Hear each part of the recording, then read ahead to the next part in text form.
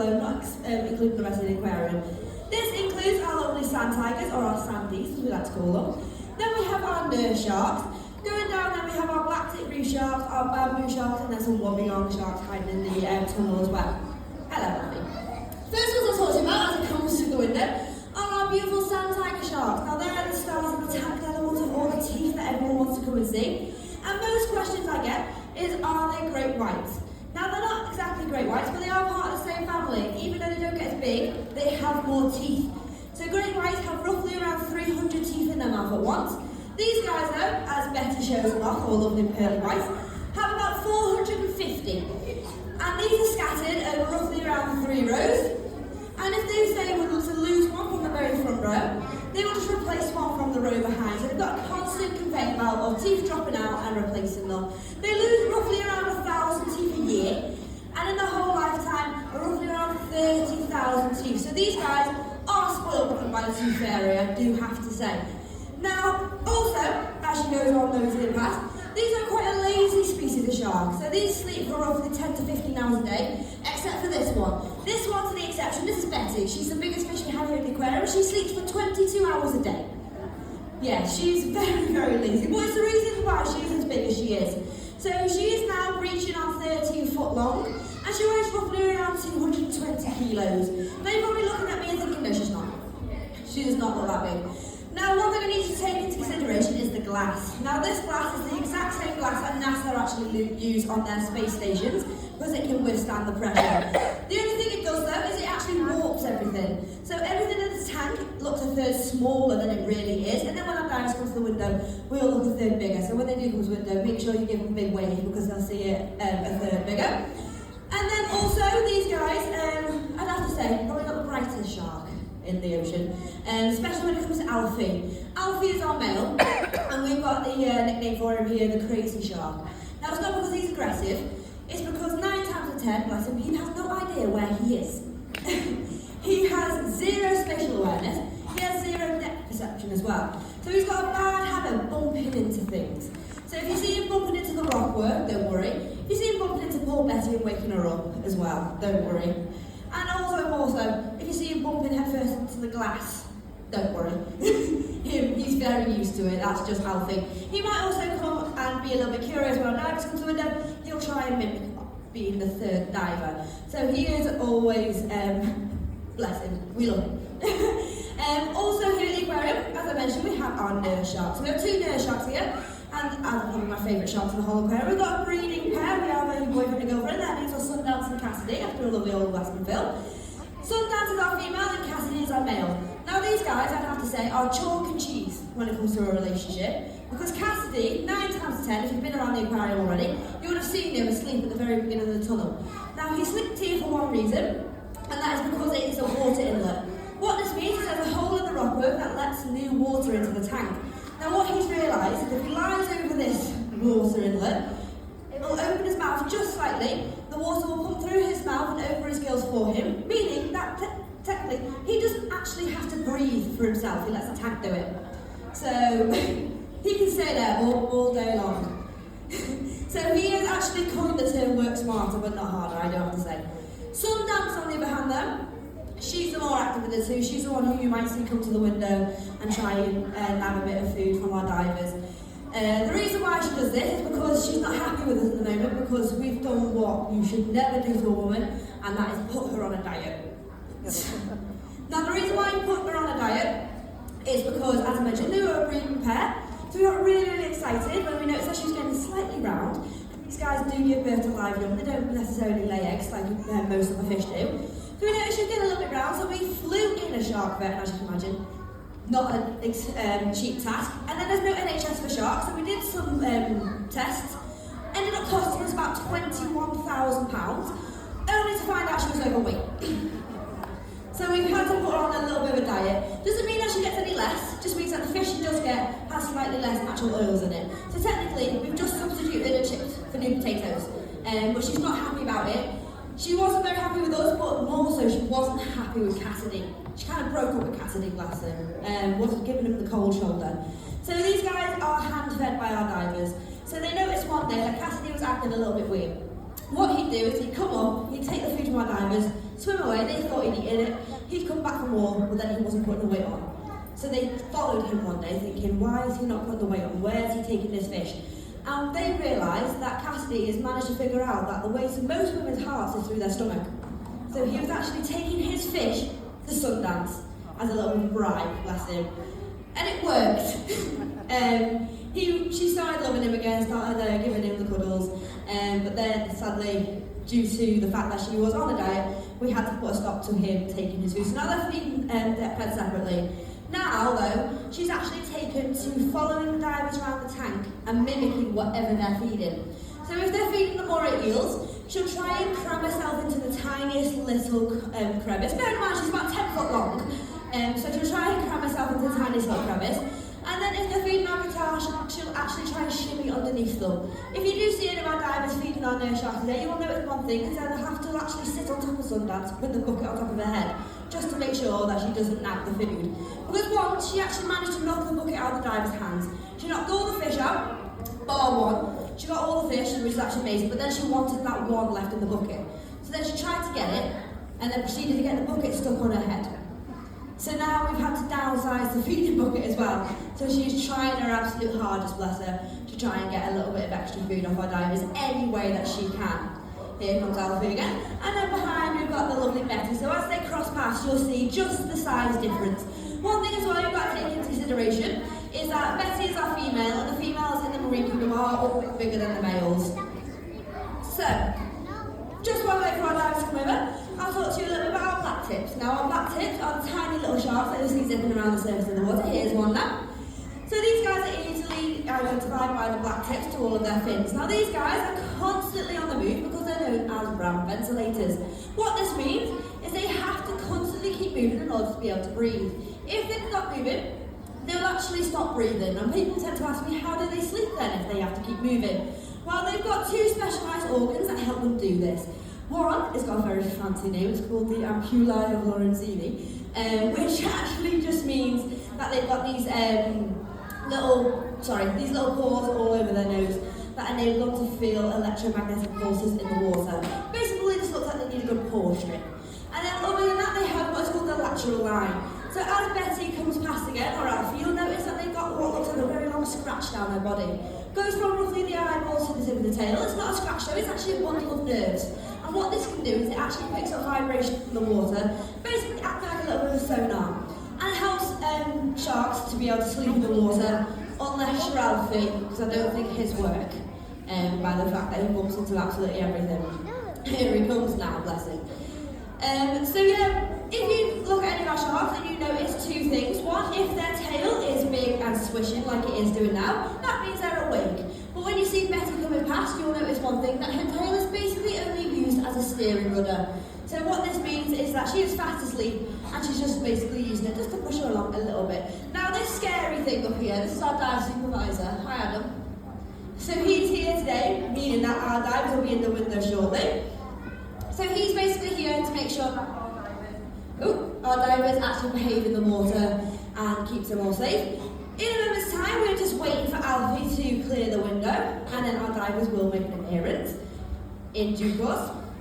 Again, Alfie's just stealing the show as usual. You okay there, Adam? Yeah? Having a good day? Absolutely brilliant. Okie dokie. Alfie's there getting a little bit of a massage from the bubble off our divers at the moment. So he's just on his way back over. Go on, Alfie. As you can see, the bubble, he's inhaled a lot of the bubbles from our divers. That will be what he is doing now. He's just getting rid of them. These guys, they're doing another behaviour that's called gulping. So if you do see any of our sharks sticking their heads out of the water, it is a very special behaviour. They don't do it very often, but if you do catch it, it's amazing. They do a little bit of a wiggle whilst they do it as well. And what this basically means is that they'll actually gulp air from the surface. And what this does, it actually makes them perfectly soundless predators in the water. It helps them stay at a perfect silent buoyancy. So in a moment's time, after Alfie again clears our diver's path, we will be joined by our lovely divers. As again, like I mentioned, they can see us a little bit bigger than we can see them, so make sure that you do give them a big wave when they come to the window. In any moment now. Oh, here we go. So first of all, we're joined by Hannah. She will be our feeder and demonstrator diver today. Charlotte will be our safety diver today. So what we're going to do now, we're going to have a little bit of a chat with our divers. And you're probably thinking to me, Shannon, how are we going to chat to them when they're in the tank and we're out here? Well, the way that divers communicate on the water when they pass to each other is by using diver signals. And what we're going to do first, we're going to check if they're okay. And the way that we do this is by using the OK symbol. If anyone wants to help me, you're more than welcome to. We just hold up a very big OK symbol. So Hannah, hi, you okay? Brilliant. Charlotte, how are you okay? Absolutely brilliant. Both of our divers are all okay. So when you check if a diver's okay, you always use this symbol. You never use a thumbs up, because the thumbs up in diving language actually means go back onto the surface, and we don't want them to do that. We want them to stay here and talk to us. Now what we're going to do, we're going to have a little look at our divers' equipment. They need a lot of specialist equipment in order to do the job that they have. The first thing we're going to look at is their buoyancy control device, or their BCD. It's the big chunky vest around their waist, and instead, in the pockets of this, they have their weights. So, what we're going to do is going to check our divers' weights. Now basically what these are basically lead blocks that sit in the pockets of our BCD and keep you weighted down. The reason why we need to be weighted down is because this tank is made of salt water. And in salt water, the human body is incredibly buoyant, especially when they wear a wetsuit, because the air can get trapped in there, basically turning them into underwater balloons. So they basically just keep these in here just to keep them at a level where we can speak to them. Now what we're going to do, we're going to get our divers to have a little bit of a spin for us. We're going to get them to turn around. So hi, can you turn around for me? She's doing her over the checks. Absolutely brilliant. Charlotte, hi, can you turn around for me? Yeah, can you turn around for me? Can you turn around? Oh, there we go, she's doing her best ballerina impression. There we are, absolutely gorgeous. Ta-da! Beautiful, absolutely gorgeous. Me? I don't mind doing my ballerina impression for you, Charlotte. Amazing. Got a bit dizzy after that one, I do have to say. Okay, the reason why I've got these guys to turn around is so you can see their 2 air cylinders on the back. Now you notice there's an air here and oxygen. This is because at depth, your oxygen is actually toxic to our divers. So these guys are just basically breathing the same air that me and you are breathing right now, just compressed down into these 2 tanks. They've got their big tank, their main tank, it holds roughly around an hour and a half worth of air. And then they've got a pony tank, the little tank next to it. Basically, what this is just a backup air supply should anything go wrong with the first one. And it is attached to the bright yellow air hose and the bright yellow regulator. That is their alternative air supply, all called the octopus. So what we're going to do, we're going to check out what air our divers actually have left. And the way that we can is by using a submergible pressure gauge. Basically, it looks exactly like the fuel gauge on your car. The only difference is it's measured in bar. It does also have that little red bit that most people tend to live in nowadays as well. So let's just see how much air Hannah has left. Amazing, so Hannah has about 180, so she's got plenty, and then Charlotte. Oh. Come on, please, please, please. Okay, so Charlotte's 190, they've both got plenty to last the rest of the show. Now for this next bit, we don't need Charlotte, we just need Hannah. Now Hannah's going to do a little bit of skill work for us, because no matter who you get qualified with, whether it's Paddy or BZAC, you always learn a very specific set of skills when becoming a scuba diver. We're going to basically show you them today. And the reason why we show you these is basically if anything goes wrong under the water, you know how to sort it out. So what we're going to do first is going to show Hannah, once Alfie has gone by, inflating and deflating her buoyancy control device, because not only does it hold on to all the bits and bobs and all the gear, it also inflates with air for 2 reasons: to keep you neutrally buoyant in water, but also it can be used as a life jacket on the surface as well. So the way that we do this is by using the air hose. So do a quick over the shoulder check. She has one button that will actually put the air into her BCD, sending her up. And then also she has another button right on the top that will bring her back down. So you press that button, release all the air, and it will bring her back down. Absolutely brilliant. So what we're going to do now is going to show you what happens if you ever get water in your mask. Now it might sound scary getting water in your mask at depth, but we promise you it's very easy to overcome. Now what we're going to do is going to make Hannah put a tiny little bit of water into her mask.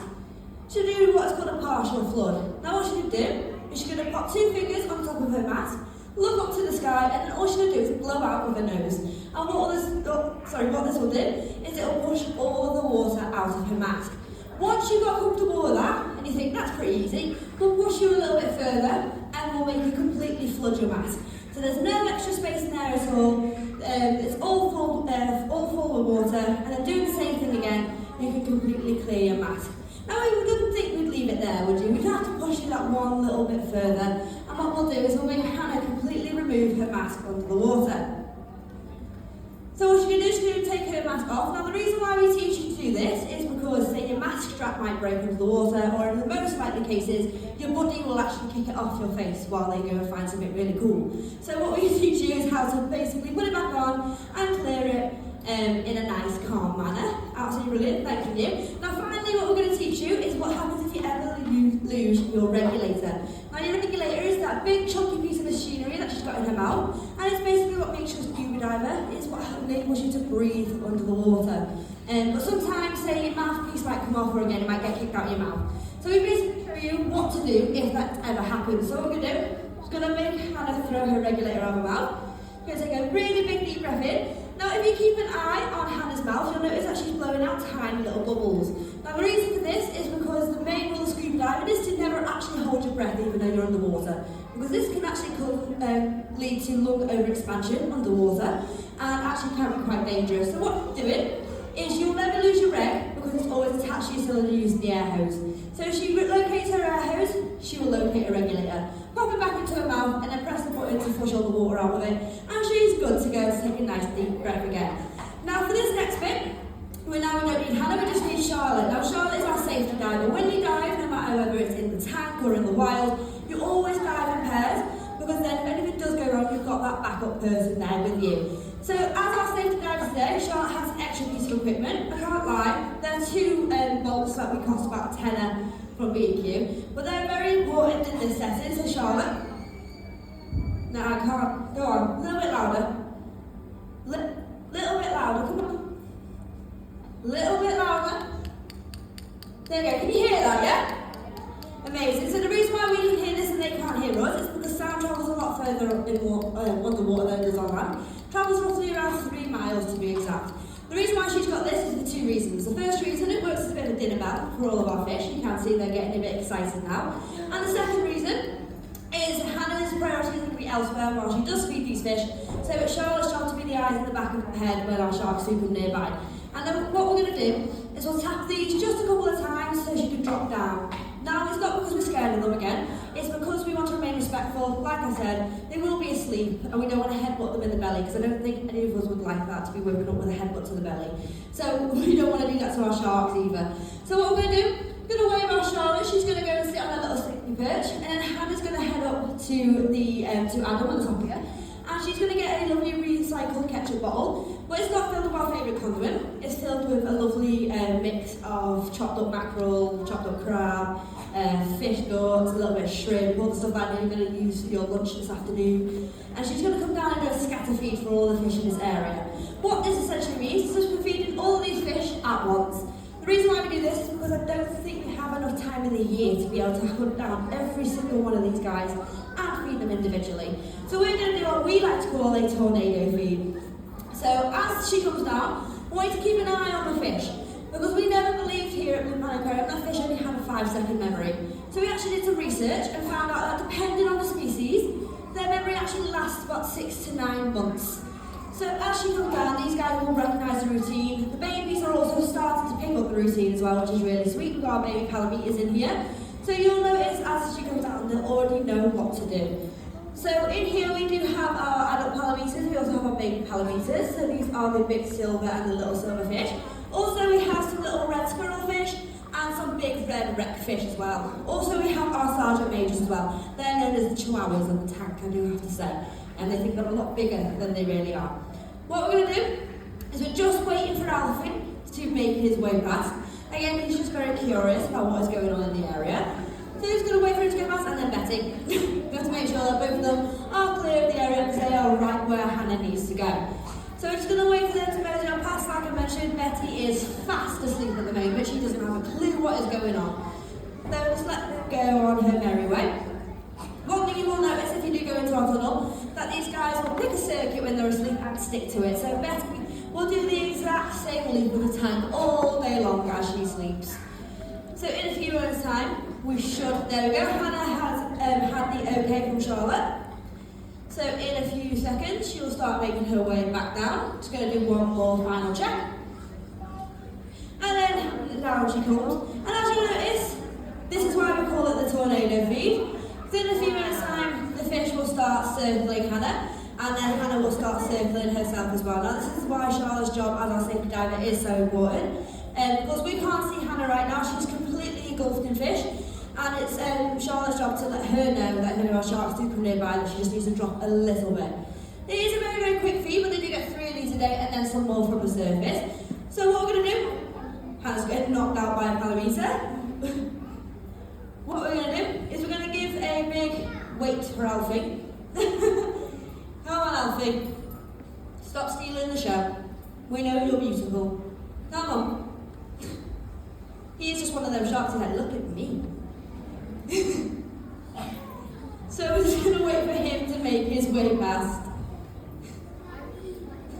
Poor Hannah's there at the bottom, like, come on. Okay, so he's just making his way past. So what we're going to do, we're going to give a big wave to Hannah, and then Charlotte will poke her head back around as well.